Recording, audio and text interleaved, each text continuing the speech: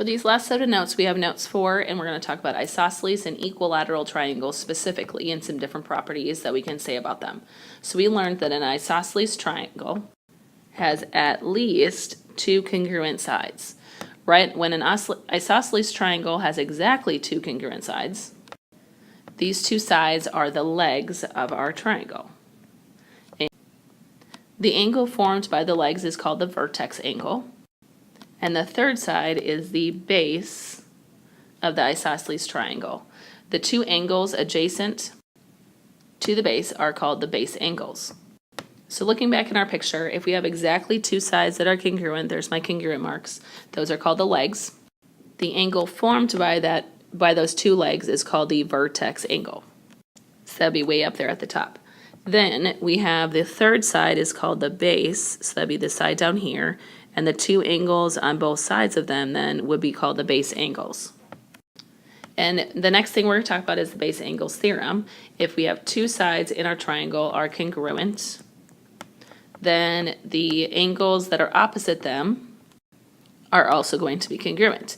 So if we have angle A, B, C, we're going to label our triangle. If we have an isosceles triangle with exactly 2 sides that are congruent, that means that the angles across from them, so our angle A and C, those are the base angles. Then we can say that the 2 base angles are going to be congruent. So we have, if the 2 sides are congruent, then the angles across from them are going to be congruent. So the exact opposite is true, is if we start with knowing that we have 2 base angles that are congruent in our triangle, then that tells us that the sides across of them are going to be congruent to each other. So no matter which way you look at it, if we have 2 sides that are congruent, we can say the 2 angles are congruent, or if we start with 2 angles that are congruent, then we can say the 2 sides will be congruent to each other as well. Now remember that if we have 2 sides or 2 angles that are congruent, we can set those equal when we actually have a problem to solve for x.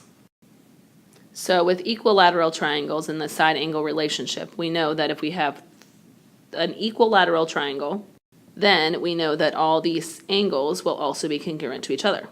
Remember, you're looking at that second half of the word, so equilateral is the sides, equiangular is talking about the angles.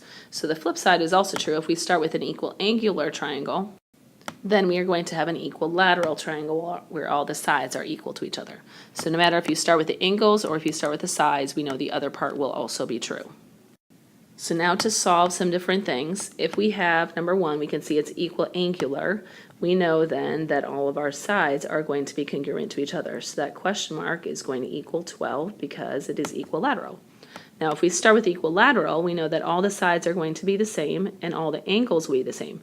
But what we didn't talk about is if it's equiangular, that means that if we take 180 degrees and we divide it by 3 congruent angles, we get 60 degrees. So that means all of those are automatically 60 degrees for all of the angles. So angle T, the measure of angle T, equals 60 degrees.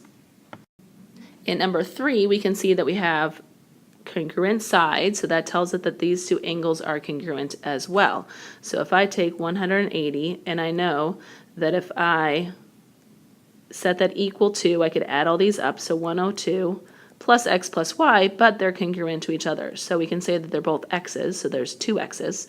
If we take 180 then minus the 102, we end up with 78, but then that has to be divided evenly between those 2 angles. So if we divide both of those by 2, we end up with our 2 missing angles are going to be 39 degrees. Now for this very last one, I want you to do something similar to that as well. So I want you to solve for the x and the y.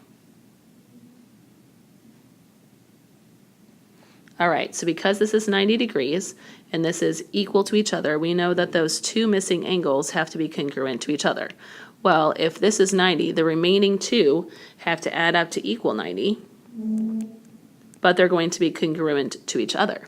So if we take 90 and divide it by 2, that gives us 45 degrees. So both of those angles are going to be 45 degrees. So automatically we know x is going to equal 45 because that's just x. But we know that 9y has to also equal 45, so we have to divide by 9, and we get that y is equal to 5. For this last one, this is a pretty typical question. You're going to see a lot of these throughout your worksheets and everything. And if we have one base angle of an isosceles triangle, so isosceles, immediately draw your two sides that are congruent, and we know these two angles are going to be congruent to each other. It says one of the base angles is 37. Well, since we know that those are the base angles of an isosceles triangle, we know that they will be equal to each other, so they're both 37.